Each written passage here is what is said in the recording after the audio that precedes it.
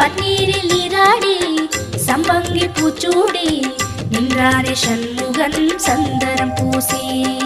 ஓம் சரவண குஹ சரவண ஓம் சரவண குஹ சரவண. பன்னீரில் நீராடி சம்பங்கி பூச்சூடி நின்றானே சண்முகன் சந்தனம் பூசி. தங்கரதமாடி வரும் வள்ளல் முகம் கோடி பெறும். தங்கரதமாடி வரும் வள்ளல் முகம் கோடி பெறும்.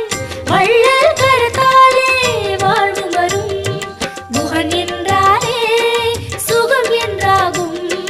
குஹன் என்றாலே சுகம் என்றாகும். பழனி மலையில் பழகும் உறவில் பாசம் பிறக்கும். ஷண்முகநாதனை